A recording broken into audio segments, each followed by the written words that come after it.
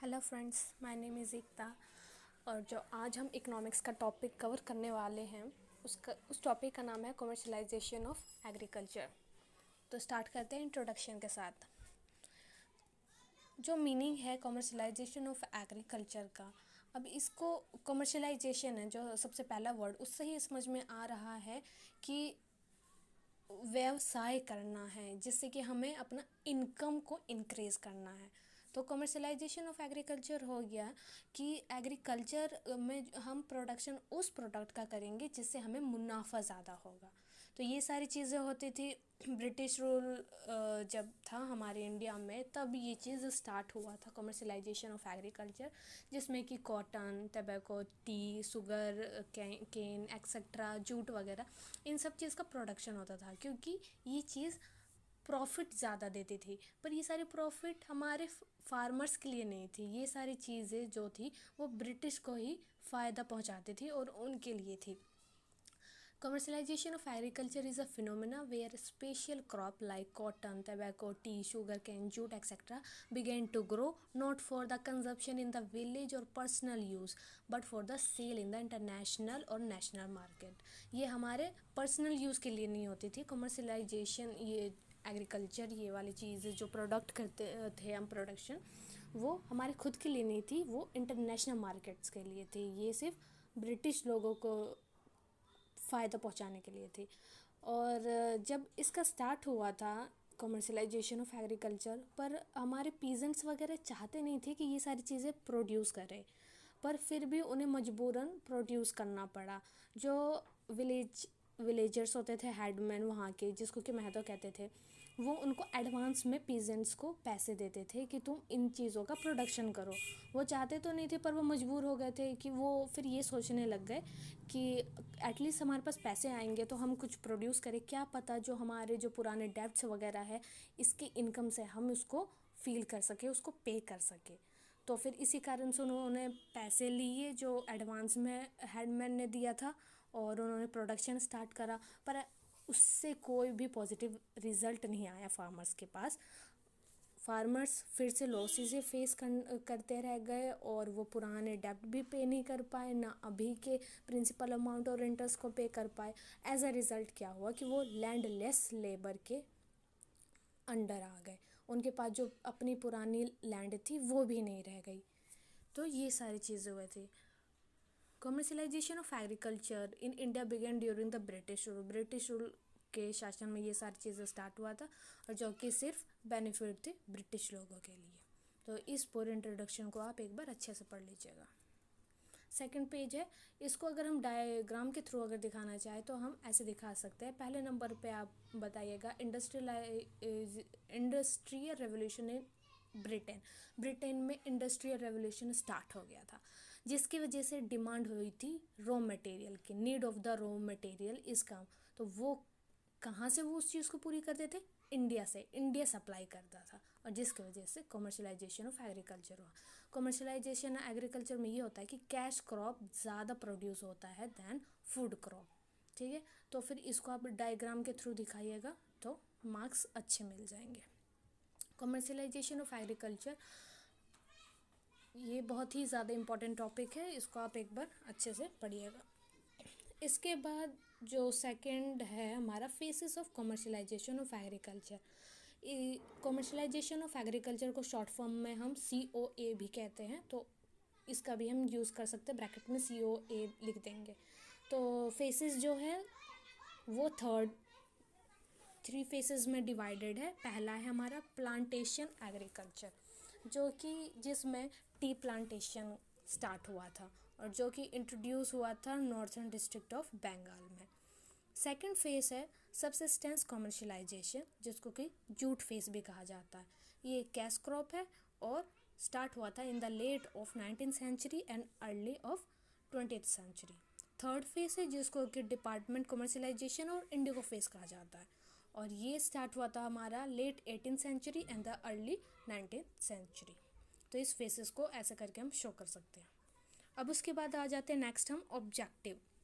Y introduce COA commercialization of agriculture. तो ये हुआ क्यों था? तो इसका तो सबसे पहला फर्स्ट कारण यही है कि इंडस्ट्रियल रेवोल्यूशन ब्रिटेन में जो चालू हुआ था, और जिसकी वजह से वहाँ पे उनको नीड थी रॉ मटेरियल वगैरह की, पर वो खुद तो रॉ मटेरियल प्रोड्यूस करके खुद ही फिर इंडस्ट्री में उसको कैपिटल में कन्वर्ट करे, वो फाइनल प्रोडक्ट में कन्वर्ट करे, ये भी पॉसिबल नहीं था। तो दूसरी दूसरी जगह से जिनको उन्होंने अपना गुलाम बना रखा था वहाँ से वो ज़बरदस्ती प्रोड्यूस करवाते थे, वहाँ से रॉ मटेरियल सस्ते दामों में ले लेते थे और उसको फिर प्रोड्यूस करते थे फाइनल गुड में। तो industrial revolution start in Britain is the first reason. उसके बाद सेकंड आ जाता है हैवी डेब्ट ऑन फार्मर्स। तो फार्मर्स के ऊपर बहुत कर्ज था। अब फार्मर्स चाहते तो नहीं थे ओपियम वगैरह ये सारी चीज़ें प्रोड्यूस करना, कैश क्रॉप प्रोड्यूस करना, पर मजबूरी थी उनकी कि उनको वो चीज़ें प्रोड्यूस करनी पड़ रही थी, ताकि वो ये सोचने लग गए कि हाँ हम प्रोड्यूस करेंगे, हमारे पास इनकम आएगी, तो फिर उस इनकम से हम अपने पुराने जो कर्ज है वो हम सारे चुका देंगे। इस वजह से उन्होंने इसको चालू कर दिया फार्मर्स ने प्रोड्यूस करना। अब सेकंड है supply of raw material. Industrial revolution, जैसा कि मैंने बताया वहाँ पे ब्रिटेन में इंडस्ट्रियल रेवोल्यूशन चालू हो गया था, और जो कि रॉ मटेरियल वगैरह चाहिए था वो इंडिया प्रोड्यूस करती थी और देती थी ब्रिटेन वगैरह को। थर्ड है बैलेंस चाइना ट्रेड डेफिसिट। इसमें क्या होता था कि इसको हम ट्रायंगुलर ट्रेड भी कहते हैं, जिसमें कि India first British start opium production in India and sell opium to China and take tea from China and sell it in a Europe. इस चीज़ को आप एक डायग्राम के थ्रू दिखा सकते हैं, जो कि ये रहा। इंडिया, चाइना और इंग्लैंड, ये तीनों ऐसे ट्रेड होता था वहाँ पे, जिसको कि ट्रायंगुलर ट्रेड कहा जाता है। तो इस वाले डायग्राम को आप थर्ड पॉइंट के नीचे बनाइएगा। फोर्थ पॉइंट है हमारा tool of capital investment. British found India as the best source of raw material, thus they start producing commercial crop here. They took raw material and sent back to Britain. In this way, India is suffering and benefit goes to Britain. ठीक है, बहुत easy point था ये। Fifth है हमारा decrease dependency for raw material on US and Italy. पहले तो ये अमेरिका वगैरह इटली से रॉ मटेरियल वगैरह लेते थे, पर वहाँ से उन्होंने डिपेंडेंस कम करी और इंडिया पे ये बर्डन शिफ्ट कर दी। तो इंडिया को ये सारी चीज़ें प्रोड्यूस करके ब्रिटेन को देना पड़ता था। अब अगर एग्ज़ाम में आप ये ऐसे डायग्राम भी बना सकते हैं। एरिया क्रॉप ओपियम जो कि है export to China, silk reduce dependency on Italy, cotton fulfil the demand of Britain, और tea and coffee for European. ठीक है, ये डायग्राम आपको थर्ड पॉइंट में डालना है। और उसके बाद हम पढ़ते हैं causes of commercialisation of agriculture. उसके 8 पॉइंट्स है, जिसको कि हम अभी नीचे वन बाय वन डिस्कस करेंगे। फर्स्ट पॉइंट है revolution in means of transport. अब देखो कमर्शलाइजेशन ऑफ एग्रीकल्चर क्यों हुआ, उसका कारण क्या था? क्योंकि ट्रांसपोर्टेशन सिस्टम थोड़ा थोड़ा ठीक होने लग गया था। वहाँ पे रेलवे आ चुकी थी, शिपिंग वगैरह आ गई थी, जिससे कि सामान को ट्रांसफ़र करने में आसानी होती थी। तो इस कारण से कमर्शलाइजेशन ऑफ एग्रीकल्चर चालू हो गया। दूसरा पॉइंट है हमारा ओपनिंग ऑफ स्विस कैनाल। पहले नंबर पे स्विस कैनाल के बारे में इतना ज़्यादा किसी को पता नहीं था। जब इसके बारे में पता चला, वहाँ पे उन्होंने रास्ता वगैरह कुछ कंस्ट्रक्ट करा, और उसके बाद इन्हें बहुत आसानी हो जाती थी अपने सामान को ट्रांसफ़र करने में इंडिया से ब्रिटेन की तरफ। वो बीच में एक रास्ता मिल गया था, तो बहुत आसानी हो जाता था, बहुत टाइम की बचत होती थी। और जिसको कि मैंने अभी डायग्राम से भी दिखाने की कोशिश करी है। ये रहा हमारा यूके, और कैसे ये इधर से जाते हुए फिर बीच में से रास्ता मिल गया है और इंडिया की तरफ, तो फिर यहाँ से बहुत आसानी हो जाती थी सामान को लेन देन करने में। थर्ड पॉइंट है हमारा introduction of money economy. Okay, fourth है द अमेरिकन सिविल वार। और अमेरिका में भी सिविल वार चल रहा था, तो वहाँ से भी डिमांड बहुत ज़्यादा थी कॉटन वगैरह की, तो वो सारी चीज़ें इंडिया ही पूर्ति करती थी, तो इस वजह से डिमांड खूब बढ़ा। अब हमारा सिक्स्थ पॉइंट है one way free trade policy. British policy of one-way free trade also acted as sufficient encouraging factor for commercialization, as the manufactured item in tax, jute, etc. could find free entry in Indian market, whereas the manufactured good did not have similar free access to European market. And last हमारा 7th point है the replacement of customs and tradition. Okay, the replacement of custom and tradition by competition and contract also lead to commercialization of Indian agriculture. तो ये सारे 7 point से important है, उसको बढ़िया से आप एक बार देखिएगा. इसके बाद नेक्स्ट हम पढ़ेंगे nature of commercialisation of agriculture, कि कॉमर्शलाइजेशन ऑफ एग्रीकल्चर का नेचर क्या है. वो था motivated by imperialistic nature interest, first point है. सेकंड है लिमिटेड टू स्पेसिफिक क्रॉप. ये जो कॉमर्शलाइजेशन ऑफ एग्रीकल्चर हुआ वो लिमिटेड क्रॉप पे हुआ था, जो कैश क्रॉप थे सिर्फ उन पे हुआ था कि उनसे हम ब्रिटिश ज़्यादा से ज़्यादा इनकम कमाएंगे, तो उसी क्रॉप पे फिर वो रह गया था. लिमिटेड स्पेसिफिक रीज़न, और रीज़न भी जो उन्होंने चूज़ करा था वो बहुत लिमिटेड थे. जैसे कि वो बंगाल में जूट वगैरह प्रोडक्शन उन्होंने स्टार्ट कर दिया, आसाम में टी कर दिया, तो लिमिटेड एरिया पे लिमिटेड क्रॉप्स इनके प्रोडक्शन होते थे. अकॉर्डिंग टू जोग्राफिकल कंडीशन उन्होंने देख लिया था कहाँ पे किस चीज़ का प्रोडक्शन बहुत अच्छा हो सकता है, उसके अकॉर्डिंग किया था. अब फोर्थ पॉइंट है हमारा इम्प्लीमेंटेड इन कंट्रोल वे. ये बिल्कुल कंट्रोल वे में इम्प्लीमेंट करवाया गया था ब्रिटिश के थ्रू. और फिफ्थ पॉइंट है एब्सेंस ऑफ कैटलिस्ट फैक्टर, जैसे कि टेक्नोलॉजी, क्रेडिट, इंफ्रास्ट्रक्चर एक्सेट्रा, ये सारे फैसिलिटी थी ही नहीं, तो फिर फार्मर्स को बहुत प्रॉब्लम होता था प्रोडक्शन करने में. टेक्नोलॉजी उन्हें अवेलेबल नहीं होती थी, क्रेडिट उन्हें अवेलेबल नहीं था, ना इंफ्रास्ट्रक्चर था, वो कहीं और बेच नहीं सकते थे, सिर्फ ब्रिटिश को बेच सकते थे. तो ये सारी चीज़ें की कमियाँ थी. और लास्ट पॉइंट है बेस्ड ऑन एक्सप्लॉयटेशन प्रेशर, कि वहाँ पे वो लोग बहुत ज़्यादा प्रेशर करते थे, फार्मर्स को बहुत ज़्यादा एक्सप्लॉयट करते थे. ये सारी चीज़ें नेचर है, जो कि एक तरीके से देखा जाए तो नेगेटिव पॉइंट्स है. नेक्स्ट हम पढ़ेंगे impact of commercialisation of agriculture, जिसको कि हम कंसिक्वेंसेस भी कह सकते हैं और positive negative effects of commercialisation of agriculture. तो पहले नंबर पे हम नेगेटिव इफेक्ट्स देख लेते हैं. इसमें मैंने 8 पॉइंट्स लिखे हैं और उसको हम डिस्कस करते हैं one by one. First point है इंक्रीज इन इनक्वालिटी, कि इसका नेगेटिव इफेक्ट ये हुआ था कि इनक्वालिटी बहुत ज़्यादा बढ़ गई थी उस टाइम पे. अगर कुछ थोड़ा बहुत अगर बेनिफिट भी था तो वो बड़े बड़े रिच फार्मर्स थे उन्हीं को होता था, छोटे फार्मर्स को नहीं होता था. तो फिर छोटे फार्मर्स तो, और उनके पास लैंड भी बहुत कम थी, उन्होंने मनी लेंडर से अगर कुछ पैसे लेके भी अगर करा तो उसे चुका नहीं पाए, और फिर उसके बाद लैंड लेस लेबर में कन्वर्ट हो गए वो. तो बहुत ज़्यादा इनक्वालिटी तब के टाइम में बढ़ी थी. सेकंड पॉइंट है हमारा increase in dependence on money lenders, के मनी लेंडर्स पे डिपेंड हो गए थे वो, और फोर्स करते थे मनी लैंडर्स उन्हें कि जो भी उनका प्रोडक्शन हुआ है वो उन्हें तभी के तभी बेचना पड़ता था मनी लैंडर्स को, वो भी बहुत कम दामों में, जिससे कि उनको मुनाफा हो नहीं पाता था. और इंफ्रास्ट्रक्चर इतनी अच्छी नहीं थी कि वो कहीं और जाके वो बेच सकते थे, बेचना उन्हें वहीं गांव में ही था मनी लैंडर्स वगैरह को. तो बहुत कम रेट पे बेचते थे, बहुत कम इनकम होता था, जिससे कि उनकी स्थिति और भी ज़्यादा ख़राब हो गई.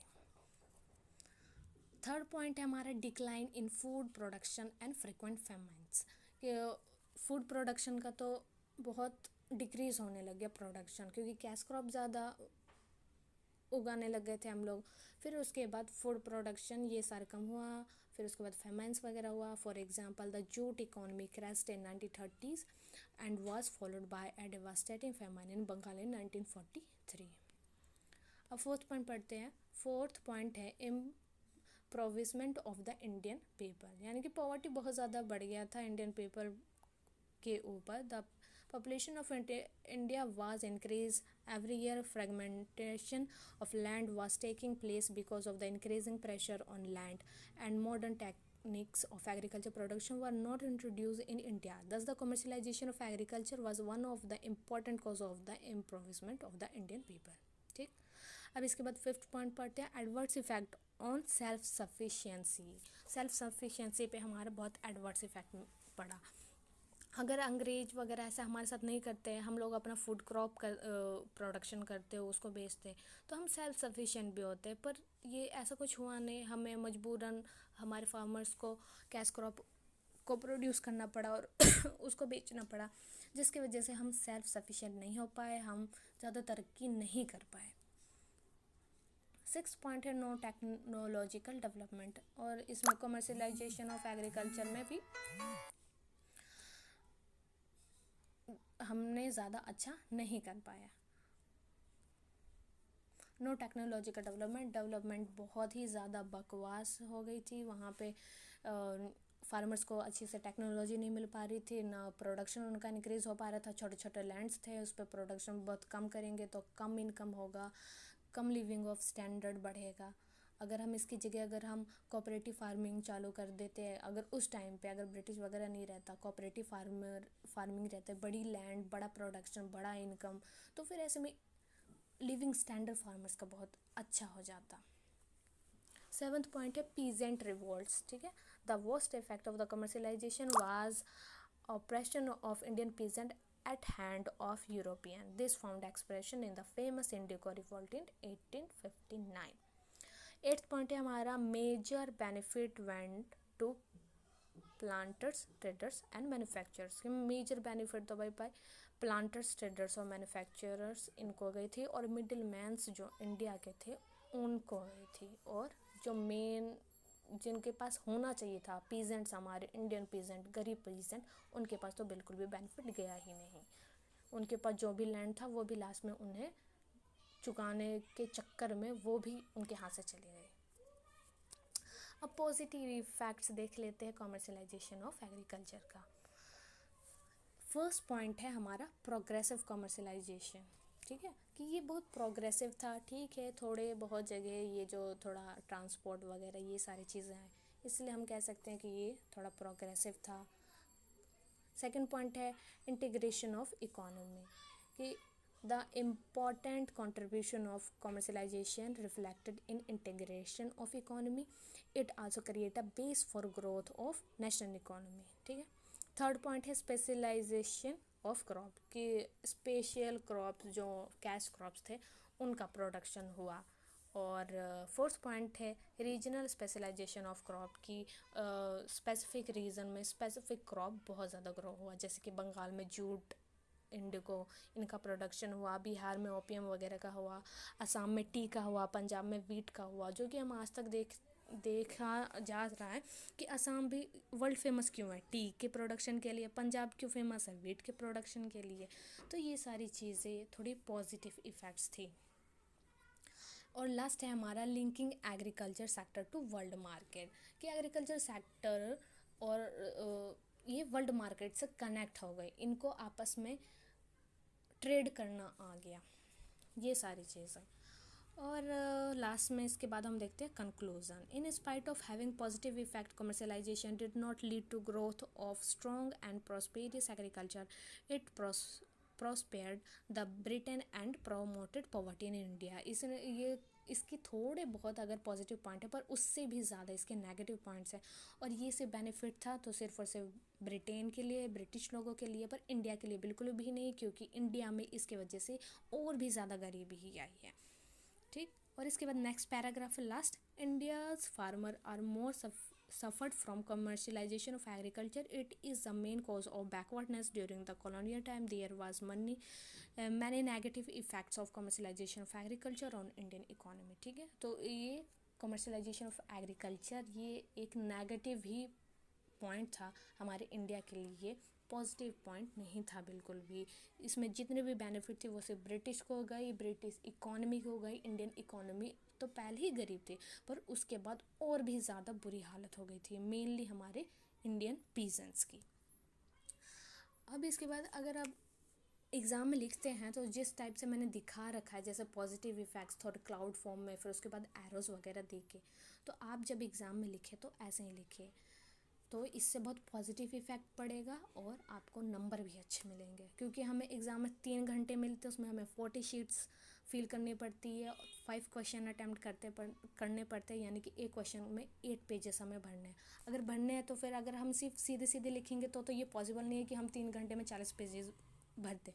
इसलिए अगर आप डायग्राम वगैरह इन सारे ऐसे फॉर्म्स वगैरह का, जैसा क्लाउड्स वगैरह, ये सारी चीज़ें अगर हम ऐसा हम बना दें, ये डायग्राम वगैरह बना दें, तो हमारी शीट भी जल्दी भरेगी, थोड़ा ये प्रेजेंटेबल हो जाएगा हमारा आंसर, जिससे एग्जामिनर खुश होगा और अच्छे से अच्छे मार्क्स दे देंगे।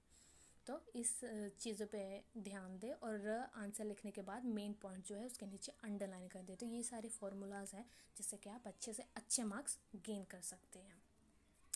और जितने भी चीज़ें मैं पढ़ा रही हूँ आपको, उसका PDF मैं अपने टेलीग्राम चैनल पे दे दूँगी, जिसका कि लिंक डिस्क्रिप्शन में आपको मिल जाएगा। तो आज के लिए बस इतना ही। ये था आज का हमारा टॉपिक, कमर्शियलाइजेशन ऑफ एग्रीकल्चर, और उम्मीद है कि आपको ये पसंद आया हो। Thank you.